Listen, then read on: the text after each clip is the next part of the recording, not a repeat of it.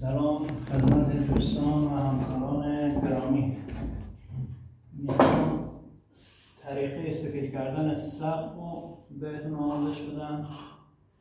یک قلیق و راکور فاصله. اول اون چیز رو سقف رو تمرین میکنیم. خورشیدی نباشه.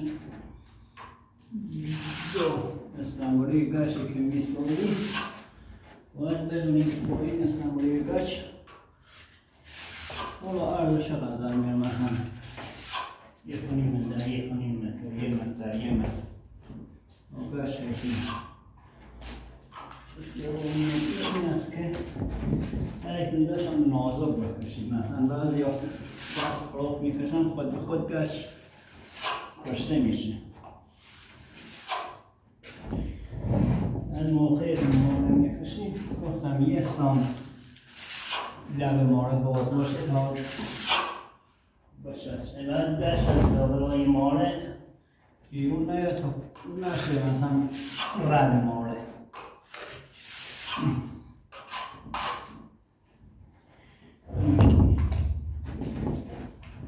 بعضی ها میگن سفید سخت و نمیدونم من نمیدونم. به نظر من سفید سخت راحت‌تر نیست. هر اینجوری باشه. اینجوری هم طول و عرض سفید بیشتری کار میکنید. هم میاد رو اصلا رد ماره کلیم گم میشه. اصلا نگاه سخت میکنید انگار سفید یه دستی. هیچ ردی نیست. اینجوری بعضی از این طرف میکشن خودش میشه رد ماره. خودش میشه رد ماره. اینجوری هم سریع سفید میکنید. هم باید استانبولی بیشتر سخت و سفید میکنید.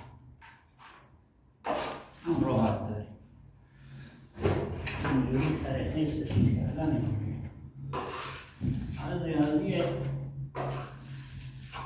از یه طرف میکشم. اون هم راکار خوبه نیست. ولی به نظرم خیلی خوبه. این طرف میکشیم مثلا رد میندازه از این طرف از اون رد میاری رو سفیده ردا رو گم میکنه.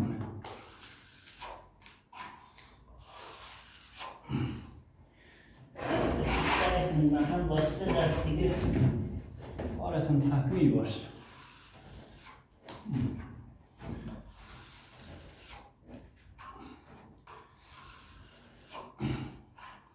بعضی دیدم مثلا سفید میدازن دست کلوف میدازن هم ناجور میشه دست خود به خود کشته میشه. ولی سعی کنید هم دست اول ذره هم نسبت به دوم و سوم هم خاص باشه. ولی سفید به نظر من یه میلی اندازه برگه دفتر باید باشه.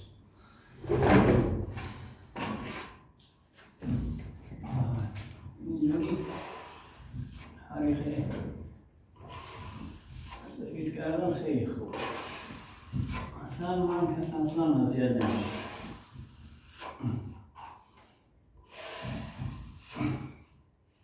حتی لیسه هم لازم نداره.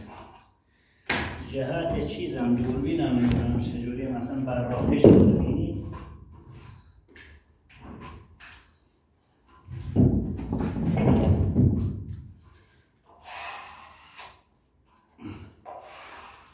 اینجوری سفید کردن خیلی راحت.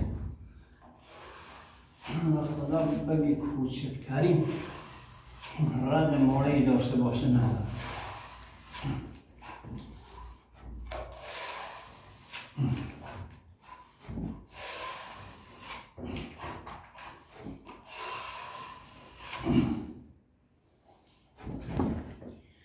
این نکته دیگه باشم. اینم نکته هایی هم با هم لازمه بدونید بعضیا اینجوری سفید میکنن میان رو خودشون، ولی اینجوری بایست کنار، اینجوری خیلی سفید جالب در میاد، بعد فشارم نمیاد. از یه میبینی اینجوری سفید میکنه، اینجوری گردنت خورد میشه، سفیدت هم جالب در نمیاد.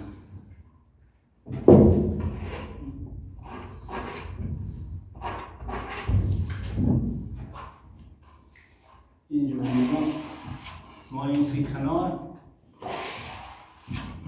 راحت